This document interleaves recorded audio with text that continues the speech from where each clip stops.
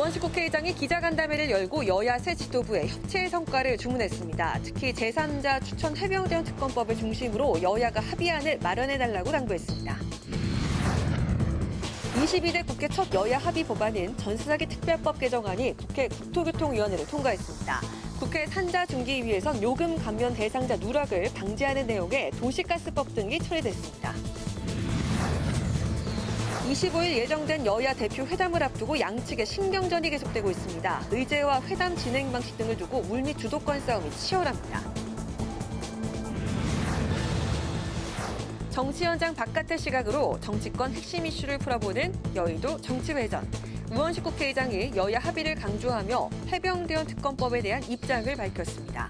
국회의장과 야당의 압박이 더해지는 가운데 한동훈 대표가 과연 특검법을 발의할 것인지 대표회담 이후 해병대원 특검법의 향방을 전망해봅니다.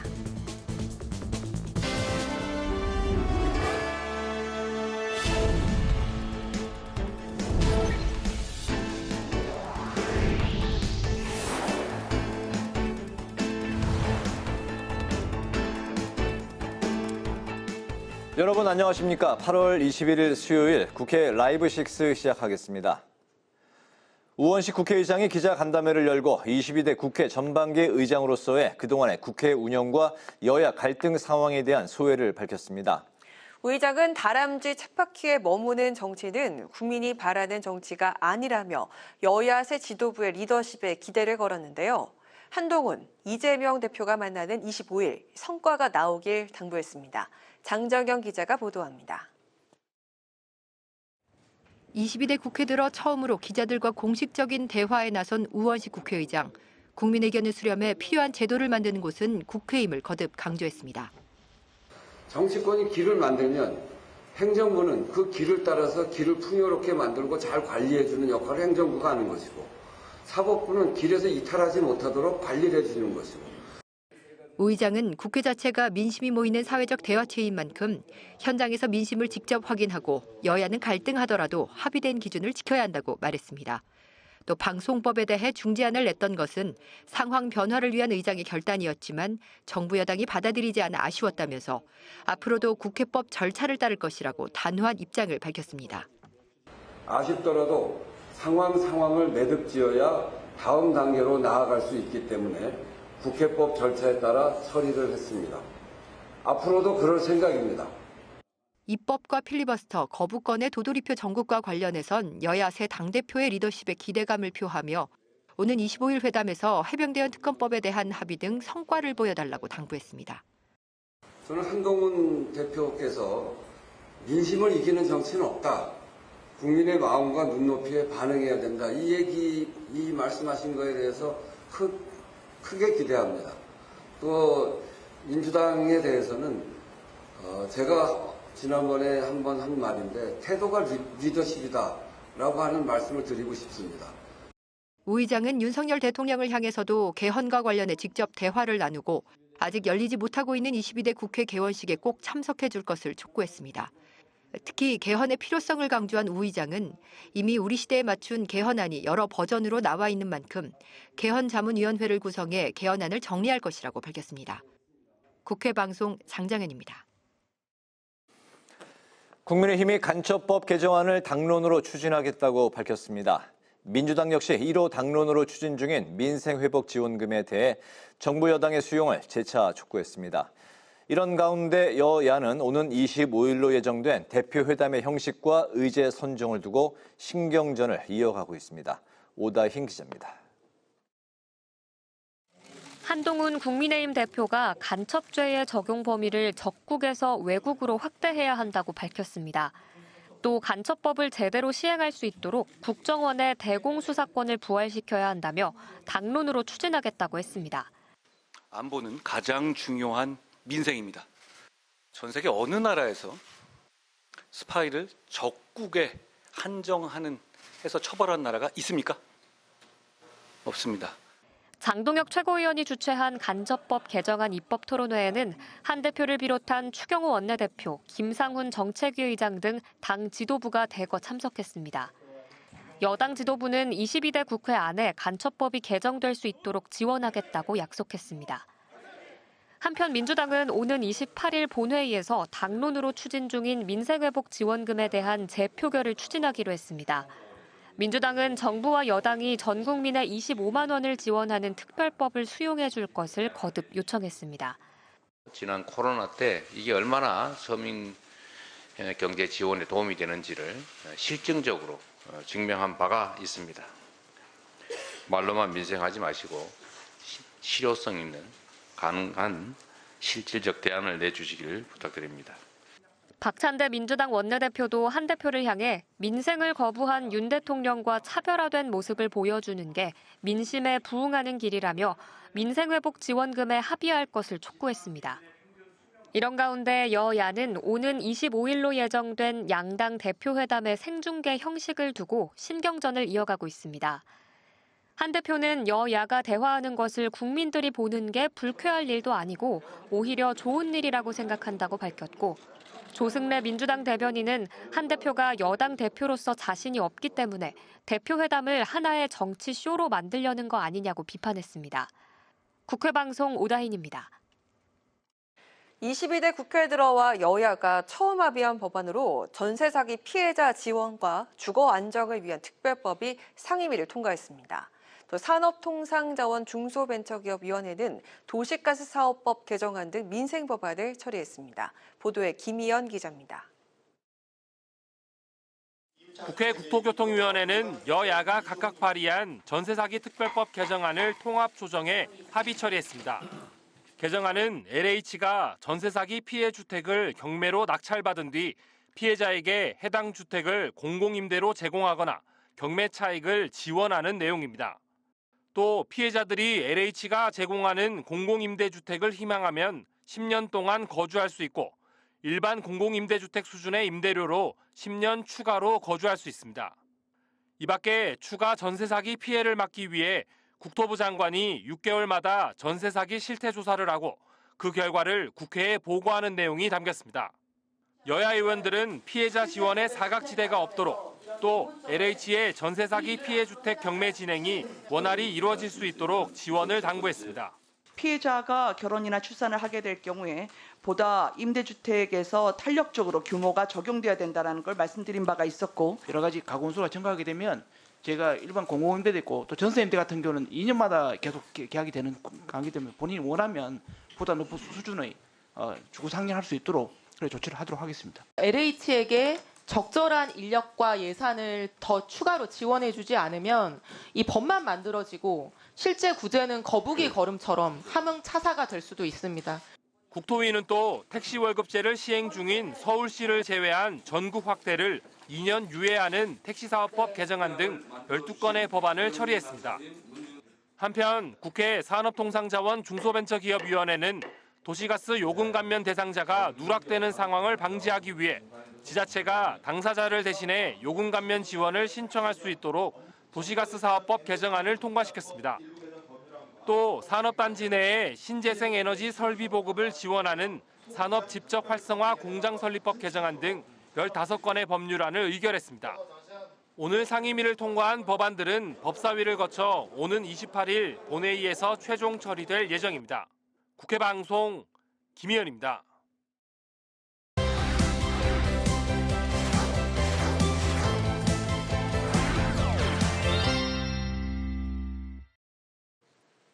이슈픽 서한한 개건 기자와 함께 새 지도부 체제가 본격 가동되기 시작한 여야의 입법 발의가 집중되는 지점들을 좀 살펴보도록 하겠습니다. 서한한 기자 안녕하세요. 네, 안녕하십니까? 네, 세제 개편을 통해서 과세 부담을 낮추겠다는 국민의힘은 내일 금투세 폐지를 위한 정책 토론회도 개최를 합니다.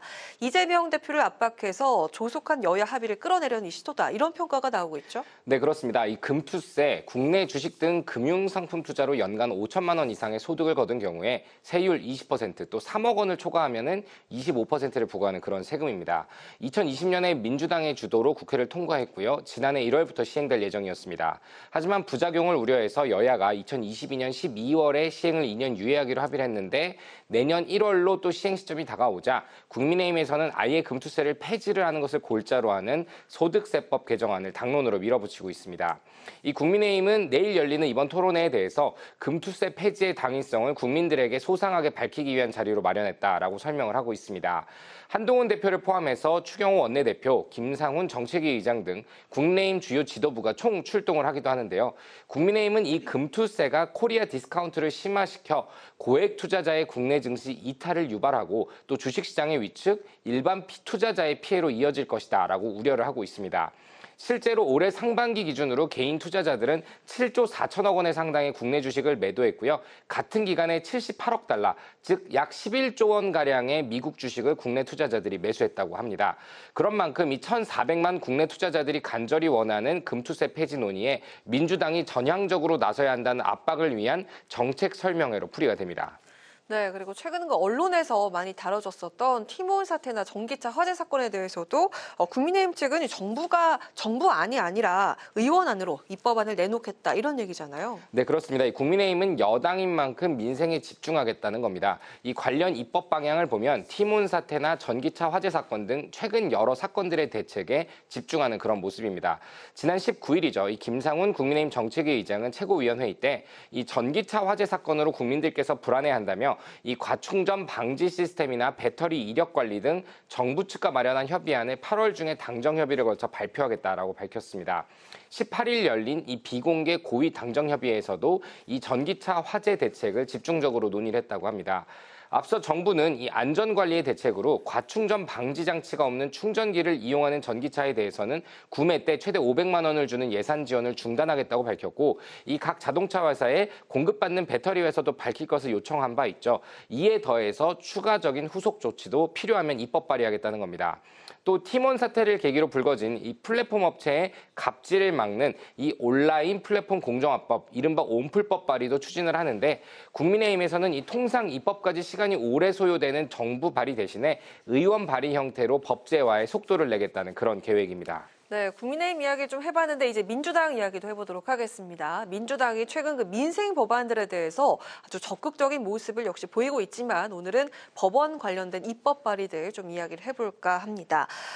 판사의 임용 경력을 5년으로 제한하는 이 법안 발의가 이루어졌는데 이거 좀 무슨 의미인지 좀 헷갈리거든요. 어떻습니까? 네, 이 법원의 10년 넘게 된 수건을 해결해주는 입법이다. 이렇게 쉽게 정리를 할 수 있을 것 같습니다.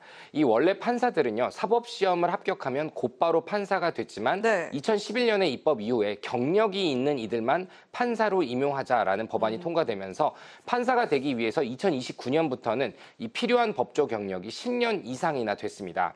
하지만 그러자 이 로펌 등에서 고연봉을 받는 실력 있는 변호사들이 판사로 오지 않는 분위기가 생겼고 이에 법원은 5년으로 이 경력 기준을 줄여달라라고 거듭 정부와 국회에 요청을 해왔었습니다.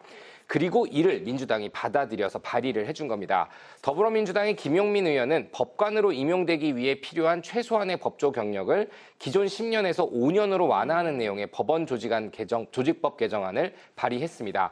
김승원, 이성윤, 박지원, 이건태, 장경태 등 이 법제사법위원회 소속 민주당 의원 대부분을 포함해서 21명이 공동 발의자로 이름을 올렸거든요.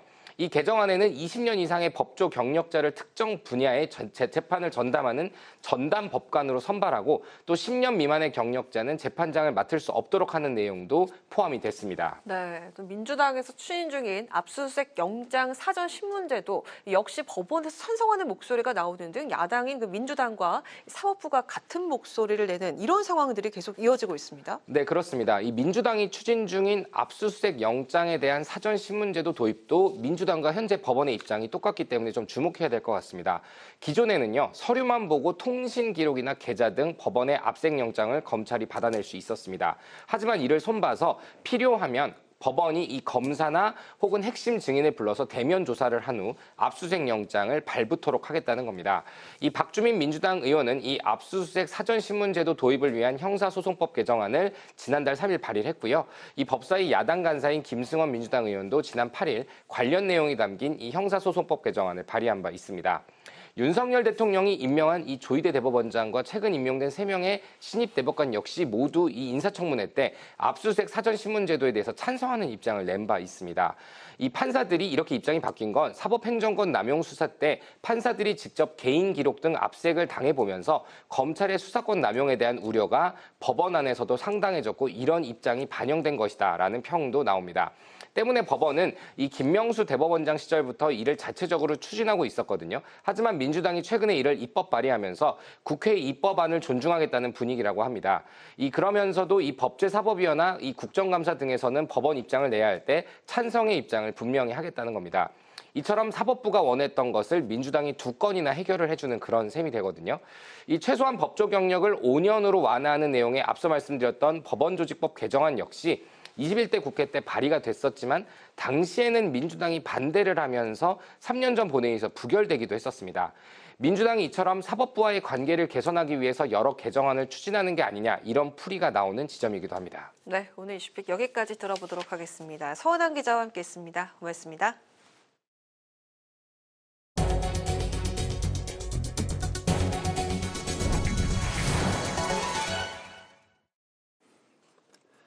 국회 과학기술정보방송통신위원회가 야당 주도로 공영방송 이사진 선임의 적법성을 검토하기 위한 방송 장악 관련 3차 청문회를 열었습니다.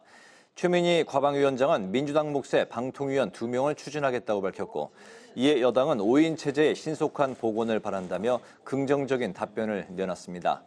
하지만 여당 의원들은 야당이 일방적으로 진행하는 위법 청문회라고 주장하며 퇴장했고 야당은 오늘 불출석한 이진숙 방통위원장과 김태규 직무대행을 국회 증언감정법에 따라 고발하기로 의결했습니다. 국민의힘이 친일 행위를 옹호한 사람이 공직에 진출하지 못하도록 법제화하겠다는 더불어민주당을 향해 철진한 친일몰이라고 비판했습니다. 국민의힘은 논평에서 자기 입맛에 맞는 역사관을 가진 사람들로만 공직 사회를 채우겠다는 전체주의적 발상이라며 철진한 친일몰이에 국민들은 더 이상 속지 않는다고 강조했습니다. 특히 진보적 학자와 진보 언론조차 이를 비판하고 있다며 표현의 자유를 보장한 우리 헌법을 대놓고 무시하는 것이라고 지적했습니다. 이재명 더불어민주당 대표가 취임 인사차 조국 혁신당 대표와 허은하 개혁신당 대표를 잇따라 예방했습니다. 이재명 대표는 조국 대표를 만나서 양당이 민주 진보 진영의 역할을 분담하고 있는 우당임을 강조하고 여야 당대표 회담 의제와 혁신당이 주장해온 교섭단체 요건 완화 등을 주제로 대화를 나눴습니다. 이어서 허은하 대표를 만난 이 대표는 해병대원 특검법에 대해 양당의 시각이 다른 측면이 있지만 진상규명 필요성에는 함께 공감하고 있다며 국민 눈높이에 따라 협력해 나아가자고 강조했습니다. 우원식 국회의장이 전국민주노동조합 총연맹을 찾아 국회를 새로운 사회적 대화 플랫폼으로 만들겠다며 민주노총도 함께 해달라고 당부했습니다. 우 의장은 정권에 따라 사회적 대화 내용이 변해왔다며 국회가 다양한 이해관계를 반영하고 사회 갈등을 해소하기 위해 플랫폼 역할을 하겠다고 강조했습니다. 특히 국회가 기후위기와 저출생, 노사정 대화 등 다양한 의제를 논의하면 사회적 대화의 허브 역할을 할 수 있을 것이라고 밝혔습니다.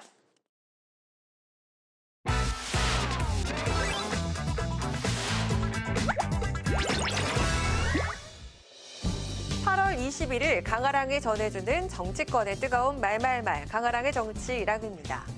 오늘 첫 번째 주제는 해리스 면담입니다. 오늘 11월 미국에서 대통령 선거가 치러지죠. 민주당의 대선 후보를 확정하는 전당대회에 우리나라 의원 5명이 초대받았습니다. 이번 방미 일정은 민주당 전당대회 참관은 물론 세계 정치 인사들과의 관계를 구축하고자 마련됐는데요. 국민의힘 최영두, 조정훈 의원과 더불어민주당 김영배, 김한규 의원 그리고 개혁신당의 이준석 의원이 함께하게 됐습니다. 카멀라 해리스 부통령이 대선 후보로 공식 확정된 뒤엔 우리 의원들과도 만날 것으로 알려졌는데요. 여야 당 관계자는 해리스 부통령과의 면담은 확정된 게 아니라면서 일정을 조율 중이라고 조심스러운 입장을 내비쳤습니다. 민주당 전당대 초청으로 가는 것입니다. 원래는 해리스 부통령도 이게 초청 연사로 돼 있었는데 아마 대통령 일정 마지막 수락 연사라는 일정 때문에 이렇게 변화가 좀 있는 것 같습니다. 어느 대통령이 되든 간에 그동안 일어났던 한미동맹 그리고 한미 간의 경제적 협력의 토대 위에서 단단하게 더 다지고 우리나라 22대 총선을 눈여겨본 미국 측에서 이준석 의원을 별도로 초청했다고 알려졌습니다. 방미 일정에 함께하게 된 이 의원은 미국 민주당의 전당대회 경험을 쌓아 외연을 확장하겠다고 소감을 밝히기도 했습니다. 이런 가운데 지난달 있었던 공화당 전당대회엔 우리 측 정치인들의 참석이 전무했었죠. 때문에 민주당 전당대회에 참석하는 것 자체가 오해를 불러일으킬 수 있다는 우려의 목소리가 나오기도 했습니다. 공화당 전당대회는 지금 워낙 트럼프 대통령으로 일찌감치 정해지고 하는 바람에 저희들이 참여할 기회가 없었습니다만 이번에 가서 잠시 또 끝난 뒤에는 워싱턴을 방문합니다. 공화당 쪽 사람들도 접촉해 보려고 합니다. 방미 사절단이 된 여야 의원 5인방, 미국 민주당의 전당대회를 참관한 소감은 어떨지 궁금해지네요. 자, 다음 오늘 두 번째 주제는 오락가락 회의록 해명입니다. 의대 증원 문제로 촉발된 의정 갈등이 계속되고 있는 가운데 의대 증원 규모를 결정한 배정심사위원회 회의록 해명이 논란을 키우고 있습니다. 지난 16일이죠. 의료사태 정상화를 위한 청문회가 열렸습니다. 교육부는 논란이 되고 있는 배정심의위원회 회의록에 대해서 처음엔 파기했다고 했다가 회의록이 아닌 회의 자료라고 말을 바꾸는 모습을 보였습니다. 주요 회의임에도 불구하고 내용을 기록하지 않은 것을 두고 야권의 공세가 이어지자 교육부는 파쇄했다는 회의 자료를 찾아서 제출하는 모습을 보였습니다. 이 모든 자료를 파기했다라고 추궁하니까 저녁 늦게서야 파일은 남아있었다. 위증으로 저희는 보고 있거든요. 보면 별 근거가 없고요. 그것을 당당하게 공개할 수 있다면 파기했다, 은폐했다 이런 논란이 있을 수가 없는 것이죠.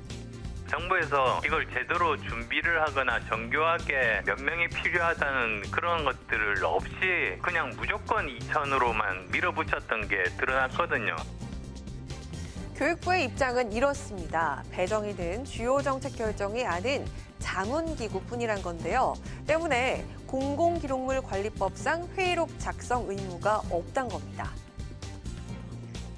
부끄러운 거 없이 숨길 거 없이 정말 정정당당하게 배정을 했다. 배정위원회의 경우에도 회의록을 작성하지 않는 것이 관례였습니다. 자세한 내용보다는 저희가 이제 결과를 요약한 부분을 제출한 것으로 알고 있습니다.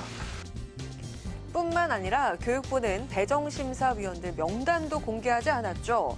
때문에 밀실 의혹이 일고 있습니다. 야당 의원들은 의대 증원 규모가 졸속으로 이뤄진 것이라며 정부의 사과를 요구하고 나섰습니다.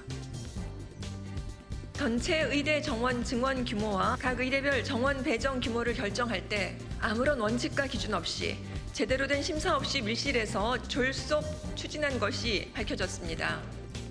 윤석열 정부는 밀실에서 졸속으로 추진되었다는 것을 인정하고 국민께 사과하라. 국회 공론화위원회 구성 등 사회적 합의 절차를 거쳐 이번 사태를 해결할 해법을 모색하는 근본적인 대안에 대해 적극 검토하라. 정치권에선 여야와 정부 또 전문가와 시민단체가 함께 모여 의견을 나누는 위원회를 구성하자는 제안을 내놨습니다. 하지만 정부는 정부와 의사들의 대화가 우선이라며 공론화위 구성에 반대 입장을 밝혔습니다. 코로나19가 재확산되면서 의료계에선 추석에 있는 9월이 고비란 이야기가 나오고 있죠. 6개월째 계속되는 의료 대란. 골든타임이 이제 정말 얼마 남지 않은 것 같습니다. 지금까지 강아랑의 정치랑이었습니다.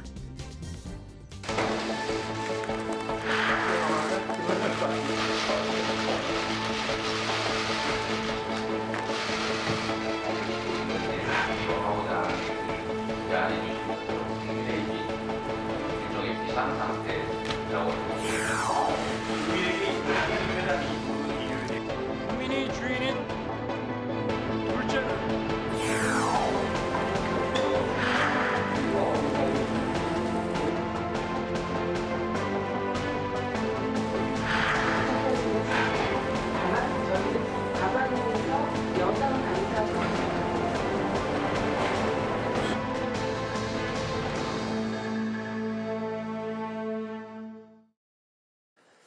네, 정치 현장에서 한 걸음 떨어져 보다 객관적이고 분석적인 시선으로 정치권의 쟁점을 들여다보겠습니다. 여의도 정치외전 최병천 전 민주연구원 부원장, 정호김 전 새누리당 의원 두 분과 함께하겠습니다. 두 분 어서 오십시오. 반갑습니다.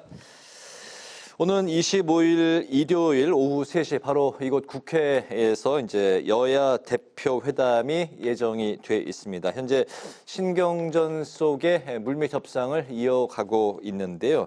특히 이제 한동훈 대표가 TV 생중계를 이제 제안해서 핫 이슈로 떠올랐습니다. 민주당이 좀 불쾌한 그런 입장을 비추자 여당은 생중계가 왜 불쾌하냐 이런 입장이고 야당은 대선 TV 토론회를 상상하는 것이냐 이렇게 이제 팽팽한 기싸움을 벌이고 있습니다. 먼저 이 TV 토론 생중계가 성사될 수 있을지 뭐 좀 어떻게 보십니까? 그러니까 여야 대표 회담이잖아요. 네. 토론이 아니고. 그런데 생중계를 만약에 하게 되면 거의 TV 토론에 가까운 그런 생중계이고 이들이 지금 양당의 대표로 있으나 지금 3년 후에 대선을 지금 항상 겨냥하고 있는 것 아니겠습니까? 네. 그러니까 그 과정과 결과에서 뭔가 국민들에게 어떤 깊은 인상을 주는 뭔가를 남겨야 된다라는 그런 강박이 있을 것 같습니다. 그러다 보니까는 실무 회담에서도 굉장히 신경전이 거세고요. 그래서 오히려 이제 실무 협상 과정에서 아예 대표 회담이 안 열리는 거 아니야? 이런 우려까지 나올 정도입니다. 네. 그런데 제가 볼 때는 오히려 그렇게 해서 서로 양당 대표 회담을 못하게 될 경우에 그 상처도 상당히 고려하지 않을 수 없기 때문에 결국은 해야 되겠다라는 생각은 하지 않을까. 그리고 생중계와 관련해서 야당이 반발을 했지만 생중계 안 한다라고 또 말을 못하는 것이 만약에 생중계 안 한다라는 주장을 계속했을 경우에는 네. 뭔가 생중계를 하면은 본인한테 불리하거나 꿀리는 게 있어서 안 한다라는 인식을 또 줄 수도 있거든요. 네. 그래서 굉장히 그 마이크로한 것에 대해서도 예민하게 서로 반응하는 게 아닌가 싶습니다. 네, TV 토론 성사 여부 좀 어떻게 보시는지 정말 지금 정 의원님 말씀하신 것처럼 처음에 대표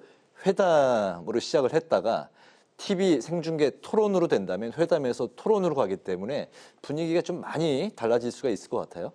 실제로 회담으로, 그러니까 토론으로 갈 가능성은 좀 현저히 적다고 봐야 되고요. 네. 그건 아마 민주당 쪽에서 좀 이제 기피할 가능성이 매우 높다고 봐야 되고요. 민주당이 TV 토론을 피할 것이다. 왜냐하면 이재명 대표 입장에서는 당선되자마자 두 가지 제안을 했거든요. 대통령과는 영수회담, 한동훈 대표와는 대표회담.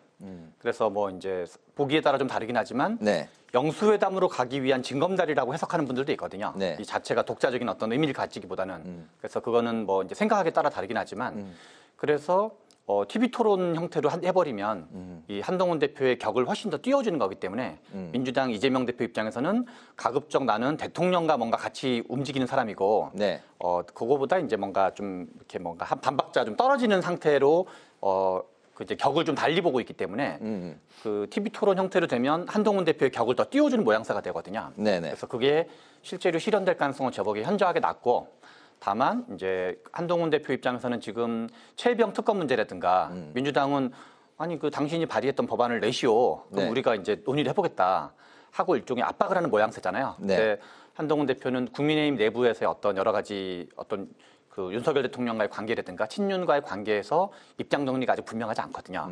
그래서 오히려 뭔가 그 약점을 커버하기 위해서 약간 선빵을 했다 그럴까요? 그래서 뭐 나는 뭐 꿀릴 거 없다라고 이제 오히려 TV 토론을 제안했지만 생중계를 제안했지만 네. 실제로 그게 성사될 가능성은 없고 뭔가 타협점으로 될 수 있는 거는 앞부분은 잠깐 생중계했다가 뒷부분에 이제 회담식으로 가는 게 가장 확률이 높지 않을까 싶습니다.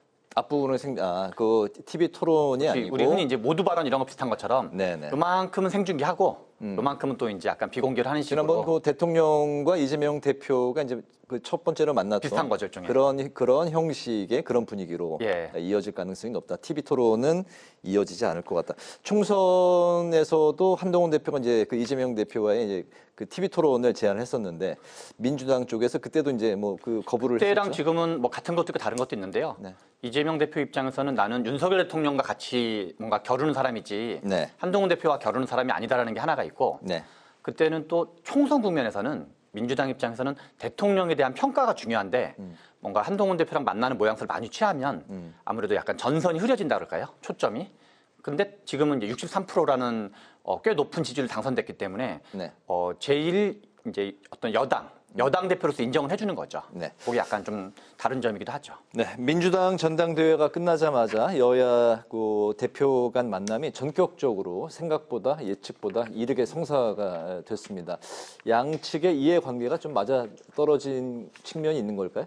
그런데다가 상대가 하자 그러는데 나 안 하겠어 그러면 그거 자체가 밀린다라는 인식을 줄 수가 있단 말이죠. 네. 그렇기 때문에 얼른 받기는 했는데 지금 생중계와 관련해서도 신경전이라는 게 생중계에 대해서 합의를 하지 않은 상태에서 국민의힘 측에서 먼저 언론에 공개를 했다라는 것이 이제 시비가 되고 있거든요. 네. 그런데 사실 또 이재명 대표 입장에서 보면은 본인이 생중계를 완전히 지금 꺼리는 것은 아니다라는 또 이야기를 하는 이유가요. 만약에 그러니까 원래 회담이라는 걸 생중계한다라는 게 사실은 어불성설의 측면도 있습니다. 왜냐하면 회담을 통해서 거기서 뭔가 흥정을 해야 되고 또 예민한 문제를 다뤄야 되는데 그걸 일일이 공개하게 되면은 실제로 내용보다도 이 공개되는 내용과 과정을 대중들이 어떻게 볼 것인가에 더 신경을 쓰지 않겠습니까? 네. 그런데 이재명 대표로서도 만약에 생중계하게 되면은 본인이 최혜병 특검 문제라든지 또는 금투세와 종부세와 관련한 자신의 이야기를 함으로써 네. 내가 완전히 왼쪽 진영에만 머물러 있는 것은 아니다라는 것을 보여줄 수 있는 또 기회가 될 수도 있습니다. 그렇기 네. 때문에 그거에 대해서 굉장히 지금 그 계산을 서로 하고 있는 것이라는 거고요. 그래서 생중계와 관련해서도 절대로 못한다는 소리는 지금 안 하고 있는 상황입니다. 그렇군요. 양측의 이제 이번 회담에 임하는 진짜 속내는 어떻게 보세요? 지금 각자 이제 이재명 대표와 한동훈 대표의 공통점은 네. 그 이전에 김기현 대표 등과 달랐던 점은 이 두 분은 실은 차기 대선 후보거든요. 물론 뭐 아직 선거가 한 2년 이상 남았으니까 먼 미래이긴 하지만 현재 한동훈 기준으로는 대표와 이재명 대표 두 분 다 이제 현재 기준으로는 가장 강력한 대선 후보인 거는 맞는 거죠. 뭐 우리가 미래는 알 수 없지만 네. 그런 상태에서 기존에 우리가 5월 30날 국회가 개원한 이후로 뭐 최근에 뭐 법안이 하나 통과되긴 했지만 그 전까지는 생산성 제로였잖아요. 합의돼서 통과된 법안이 정말 빵개인 거는 정말 이례적이거든요. 한 2달 반이 지나도록. 네. 그래서 이재명 대표와 한동훈 대표는 모두 기존과 다른 어떤 보여줄 리더십을 보여줄 필요가 있거든요. 그래야지 야 내가 진짜 차기 대선 후보 감이다라는 걸 어필하려면 문제 해결 능력, 타협 능력, 어떤 정책 능력, 그다음에 이제 뭔가 정치적인 어떤 능력. 네. 그래서 두 분 모두 이거를 하는 유인을 가지고 있다. 네. 그런 거에 반면 윤석열 대통령은 뭐 변하든 안 변하든 별 관계가 없거든요. 그래서 윤석열 대통령은 뚝심 또는 둔감의 상징이라면 요 두 분은 뭔가 변화를 추구해야 될 인센티브를 가지고 있다. 네. 그런 점에서 뭐 이 자체가 일단 바람직하다고 생각이 들고 다만 이제 그 과정에서 서로 뭐 이렇게 주도권 경쟁이랄까요? 그래서 상대적으로 민주당은 정무적 이슈가 좀 더 민주당한테 유리한 이슈들이고 네. 그리고 특검 이슈인 거죠. 예. 그리고 이제 한동훈 대표는 현재 여당의 대표이기도 하니까 뭔가 국정을 책임지는 모습 그래서 정책적인 얘기, 네. 뭐 금투세라든가 상속세라든가 종부세라든가 또는 뭐 반도체 세제 혜택이라든가 네. 이런 걸 중심으로 좀 공방전을 벌이고 있는데 최종적으로는 주거니 받거니 하지 않을까 이런 생각이 듭니다. 대표회담이 어쨌든 TV로 생중계된다면 이제 많은 국민의 관심이 이제 모아지게 될 텐데 두 분 다 이제 공통적으로 말씀하셨던 금투세 25만 원 전 국민 이제 지원금의 이 의제가 이제 분명히 이제 올라올 것 같습니다. 이제 어떤 방향으로 금투세 25만 원 지원법 좀 예상하고 계세요? 아마 25만 원 지원과 관련해서 이재명 대표는 자신의 보편적 지원을 계속 이제 주장할 것이고요. 네. 한동훈 대표는 그거 자체를 반대한다기보다는 보다 효과적이고 정말 도움을 필요하는 사람들에게 선택적으로 집중될 수 있는 대안을 제시할 거라고 생각을 해요. 그렇기 네. 때문에 그런 걸 공개해갖고 국민들이 듣기를 원하는 것이고요. 그 다음에 이제 종부세와 관련해서도 실제로 세금과 관련해 갖고 상속세도 그렇고 이것을 세율을 완전히 일관성 있게 줄여 나갈 것인가 아니면 일정 세액을 줄여 나갈 것인가에 대해서 이재명 대표는 실질적으로는 부담을 덜되 민주당의 지론에서 이렇게 벗어나는 일을 하는 것에 대해 대한 또 이제 부담감이 있거든요. 네. 그래서 제가 볼 때는 오히려 민생과 관련한 문제에서 일련의 합의 비슷한 것을 볼 수 있을 거라고 생각을 해요. 그리고 아마 한동훈 대표는 본인이 금투세에 대해서 한 얘기도 있고 그렇기 때문에 그런 얘기와 관련해서 생중계로 공개되기를 원하는 것인데 조금 전에 최 부원장 말씀하셨듯이 민주당의 경우는 뭐 최혜병 문제라든지 이런 문제를 제기함으로써 한동훈 대표가 기본적으로 당내의 그립이 이재명 대표만 하지 않다라는 것을 네. 부각시키면서 코너에 몰려고 하거든요. 네. 그래서 이제 그런 가운데에 만약에 생중계가 된다면 결과물은 무엇이 될 건지에 대해서 생중계가 되든 안 되든 이미 시청자들은 생중계에 대한 기대를 하고 있단 말이죠. 네. 근데 여기서 또 신경전을 벌이면서 뭔가 생중계가 아니더라도 대표회담이 열리지 않으면은 양당 대표에 대한 실망이 상당히 커지겠죠. 생중계가 되면 어쨌든 그 TV 토론 형식상 그 결정권을 쥐고 있는 두 사람이 현장에서 합의하는 이런 모습은 좀처럼 이제 보기가 힘들고 누가 더 말을 잘하고 그립을 갖고 있고 주도권을 쥐고 있고 누가 더 싸움을 잘하냐 좀 이런 흐름으로 좀 이게 바뀌어 갈 수 있는 좀 그런 거에 대해서 우려도 나오고 있습니다. 어쨌든 이제 금투세와 25만 원 지원금 특히나 이제 금투세는 그 정부에서 그 상품권을 이제 그 대안으로 갖고 나와서 이제 25만 원. 네. 그거를 25만 원에 네. 대한 그 상품권 그리고 이제 그 예산까지도 갖고 나왔기 때문에 과연 그 한동훈 대표가 정부안을 받지 않고 이 25만 원 지원금에 대해서 일종의 그 뭐 협상을 할 수 있을지 그러면 이제 대통령과의 갈등이 또 촉발되지 않겠냐 이런 이제 시각도 있습니다. 금투세와 25만 원 지원금 그 어떻게 흘러갈까요? 저는 이게 합의안이 만들어질지는 좀 별개 문제인 것 같아요. 왜냐하면 금투세는 크게 보면 세 가지가 있거든요. 네. 폐지하냐, 그다음에 유예하냐, 그 2년 유예했는데 한 번 더 2년 유예하냐, 아니면 이러저런 약간 수정 볼 걸 수정 봐가지고 보완해가지고 시행하냐. 현재 민주당도 그 금투세는 좀 완화돼서 좀 유예하는 이런 방안들이 많이 나오고 있지 않습니까? 민주당의 입장에서 이게 말이 약간 애매한 말인데 이재명 대표는 약간 유예한다는 표현과 보완하자는 뉘앙스를 같이 얘기를 했어요. 네. 진성준 그 정책위 의장은 일단 시행은 하되 보완할 게 있으면 보완해서라도 시행은 이번에 꼭 하자. 그건데 국민의힘 쪽에서 윤석열 대통령 원래 폐지하자는 입장이었고 네. 그리고 이제 국민의힘의 좀 더 입장도 폐지하자는 거고 그리고 원래 합의되어 있는 건 유예이거든요. 근데 폐지는 실은 정치적으로 불가능해요. 민주당이 합의하지 않을 거기 때문에 네. 그냥 가만히 현행법으로는 가만히 시행되는 거거든요.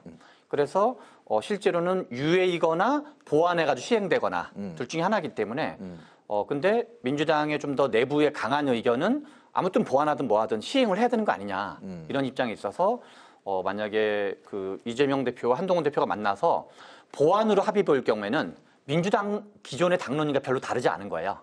그냥 보완해서 뭔가 시행할 경우. 네. 그래서 유예하냐 시행하냐만 있는 거로 봐야 되는 거죠, 실제로는. 그래서 근데 그거를 보완할 게 아주 많지는 않거든요. 그 지금 주식 투자자들이 1,400만 명 정도 있는데 이분들은 하는 것 자체가 못마땅한 거지. 뭐 보완해서 시행한다 그러면 약간 이제 그 뭐랄까 민주당이 이긴 걸로 모양새가 된다 그럴까요? 그 보완해서 시행하게 되면 네. 어떻게 보완하든가 무관하게. 그렇다고 민주당도 지금 이제 진성준 정책위 의장을 유임을 한 건 폐지 쪽으로는 가지 않겠다. 뭐 그런 해석이 그렇더라도 대표의 결정권이 있다고 봐야 되겠죠. 그거는 이제 대표가 정치적으로 설득하면 되는 거니까. 네.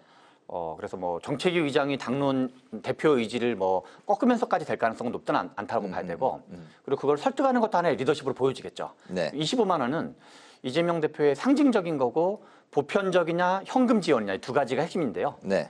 이거는 아마도 이재명 대표는 이제 되기를 원하지만 한동훈 대표 입장에서 그걸 수용하기에는 약간 보수의 어떤 정체성 문제라 그럴까요?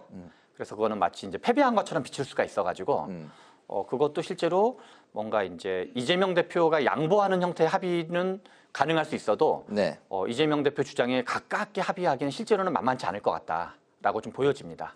대표 회담과 관련해서 마지막으로 두 분 생각 짧게 이제 좀 들어보고 싶은데 이번 대표 회담 TV 토론 형식이 됐든 여야 대표 회담이 됐든 누구한테 좀 더 얻어갈 게 많을까요? 본인들이 하기에 달려 있다고 생각을 하는데요. 한동훈 대표는 본인이 굉장히 논리적이라고 생각하지만 이 정치판이라는 게 또 나름대로 그 짬밥이 필요한 영역이에요. 그렇기 때문에 그리고 이제 예상되는 그 도전은 있잖아요. 최혜병 문제에 대해서 우리가 지금 몇 번 언급했는데 만약에 이것이 생중계가 된다면은 민주당의 그 최혜병 특검과 관련해서 아마 대외적으로는 그 지금 제3자 그 추천 후보 그 다음에 그 뭡니까 그 공익 제보에 대한 공작이라는 그 주제를 포함시키느냐의 여부인데 민주당이 이미 이제 전자에 대해서는 받아들이겠다 했고 후자도 받아들일 가능성이 있어요. 그러면은 지금 국민의힘 쪽에서 제시한 그 주장을 받아들이는 상황이 되거든요. 그러면 공은 한동훈 대표에게 넘어오면서 과연 대통령실과 당의 친윤계를 설득할 수 있느냐의 여부가 남아있는데 아마 그런 식으로 몰 거예요. 이재명 대표가. 그러면 본인이 그거에 대한 답을 준비하고 있어야 되겠죠. 그런 측면이 있고요. 조금 전에 이제 금투세와 관련해서 말씀하셨는데 보안 수정해가지고 시행한다는 소리 못할걸요. 왜냐하면 지금 그 많은 유권자들은 금투세 자체에 대해서 불만이 엄청나게 많기 때문에 그 자체를 폐지하지 못하더라도 유예할 가능성이 저는 오히려 높다라고 봐요. 그래서 이게 유예가 되면은 서로 자기 생각을 관철시켰다라고 주장할 수가 있어요. 그다음에 지역 상품권과 관련해서도 제가 볼 때 대통령실처럼 국민의힘이 완전히 이건 절대 안 돼라고 하기 어려울 거예요. 그만큼 민생이 어렵기 때문에 지금 지역 상품 그러니까는 그 25만 원 지원과 관련해서 전 국민이 다 이것을 받게 됐을 때 예산이 뭐 얼마가 들고 이미 그 얘기는 다 나왔잖아요. 그러니까 아까 말씀드렸듯이 국민의힘도 처절하게 그 부분에 대해서 고민하고 있다라는 걸 보여줄 것이고 그래서 대안으로서 선택적인 특히 기초생활수급이라든지 차상위 수급이 그 레벨에 있는 분들을 중심으로 해서 이들이 과연 그 사회 안전망을 어느 정도 확보할 것인지 그런 거에 대해서 설득력 있는 제언을 할 가능성은 있다고 봐요. 그렇게 하면서 이제 또 여론을 보겠죠. 금투세 25만 원 지원금에 대해서 이제 두 분의 생각을 들어봤는데 뭐 그 말씀하신 김에 그 해병대원 특검법에 대한 것도 바로 이어서 좀 그 논의를 이어가 보겠습니다. 우원식 국회의장이 오늘 기자회견을 갖고 해병대원 특검법에 대해서 여야가 합의해서 방안을 찾아야 된다 이렇게 이제 강조를 했습니다. 국토위에서 오늘 대통령이 거부권을 행사했던 전세 사기 특별법이 여야 합의로 이제 통과가 됐기 때문에 해병대원 특검법에 대해서도 여야가 이제 그 절충점을 도출해 낼 수 있을지 이제 관심을 모으고 있는데요. 한동훈 대표가 제3자 추천 그 수정안을 냈는데 현재 분위기에서 대통령이 재차 거부한 이 해병대원 특검법에 대해서 이번 그 대표회담에서 어떤 식으로든 그 좀 어떤 그 결론을 도출해낼 수 있을까요? 이번에는 결론이 도출될 확률이 높지 않다고 보고요. 그러니까 지난 국민의힘 경선 과정에서 윤석열 대통령과 차별화되는 어떤 독자적인 당정의 수평적 관계에서 가장 상징적인 사건과 이슈가 최혜병에 대한 이제 제3자 추천 방식의 특검을 도입하겠다는 거였잖아요. 기존에 그 국민의힘은 그걸 이제 반대했던 입장이었는데 그런데 실은 원래 특검 자체로만 보면 한 특검이 한 15번 내외 정도가 있었는데 민주당한테 가장 유리했던 특검이 과거 국정농단 특검이어서 여당이 추천권을 배제한 거였고 민주당한테 가장 불리했던 특검이 BBK 특검이어가지고 대부분 다 추천 방식이었거든요. 그래서 현재 민주당이 주장하는 건 역사적으로 존재했던 민주당한테 가장 유리한 방식. 한동훈 대표도 민주당한테 가장 불리한 방식이 특검이어서 원래는 이 자체도 민주당이 받을지 말지 고민의 여지가 있는 아니에요. 근데 용산이 워낙 이제 세게 지금 반대하니까 이견 있는 건데 그래서 지금 한동훈 대표는 어떤 용산 대통령실과의 조율이 충분히 안 되어 있기 때문에 이거를 독자적으로 준비 없이 추진하기에는 마치 이제 민주당한테 밀린 것처럼 모양새가 되거든요. 그래서 그리고 민주당 입장은 제보 공작도 다 받아주겠다는 거예요. 그래서 당신이 말하는 거의 모든 걸 우리가 다 오케이 할 테니까 발의해라. 근데 이제 그거를 이제 일종의 용산과의 어떤 합의가 안 되고 있는 걸 알고 지금 계속 이렇게 공세를 취하는 거죠. 그래서 이번에 그게 합의될 가능성은 높지 않고 이번에 합의되면 이제 뭔가 진 것처럼 모양새가 되기 때문에 네. 그러나 이번 25일 날 대표회담의 합의 여부와 무관하게 네. 한동훈 대표가 반드시 풀어야 될 과제다. 그렇지 않으면 용산에 기에 눌려서 아무것도 못하네? 라는 약간 어떤 강하지 않은 리더십이랄까요? 약간 매갈이 없는 리더십? 이런 것처럼 평가받을 가능성이 야당과의 관계가 아니라 여당 내의 관계에서 그런 평가를 받을 가능성이 매우 유력하기 때문에 아무튼 그거를 풀고 넘어가야 된다. 용산과 뭐 단판을 짓든 뭐 하든 간에 네. 그 관문을 넘어야지만 리더십으로서 인정받게 될 거다라고 생각이 듭니다. 관문을 넘어야 된다. 한동훈 대표로서 대선으로 가기 위한 뭐 1차 좀 약간 허들 같은 그런 질문, 시험지가 될 수도 있을 텐데 제3자 특검법에 대해서 민주당이 이제 받았습니다. 이번에 그 여야 그 대표 회담에서 뭐 어떤 식으로든 좀 결론이 도출될 수 있을까요? 그러니까 지금 최 원장이 정답까지 다 말씀하신 거예요. 왜냐하면 지금 많은 사람들이 그 여의도에서 절대 지금 먼저 받지도 못할 것이고 네. 계속 대통령실이나 친윤계가 반대할 것이고 그래서 이리저리 회피하다가 마지막에는 어쩔 수 없이 받아들여야 되는 것이 한동훈 대표의 운명이다. 그래서 대가 약하다. 당내에서 지금 장악력도 약하다. 이런 이미지를 지금 심화시키겠다라는 것이 아마 당내의 한동훈 대표에 대해서 상당히 불만을 가진 세력이라든지 네. 아니면은 지금 민주당도 똑같은 생각을 하잖아요. 그러니까 전략 전술로 보면 그때 허를 찔러야 되죠. 그 허를 찌르는 것이 좋아. 제3자 추천 후보 받는다 그랬지. 거기다가 지금 그 공익 제보 공작까지 포함시킨다 그랬어. 그런데다가 요번에 민주당에서 제안한 거는 위헌 위법적인 요소가 많아. 그러니까 우리는 위헌 위법적인 요소 빼고 제3자 추천 들어가고 그다음에 공작 제보 들어가고 네. 이렇게 해서 우리가 할 건 이거야 하면서 민주당이 허를 찌르는 걸 요번에 만약에 대표 회담이 있다면 생중계로 그걸 해야 되는 거예요. 근데 지금 대통령도 지금 결사반대고 친윤계도 반대고 난 설득할 자신이 아직은 없고 이렇게 되면은 그런 사람에 대해서 과연 대차다.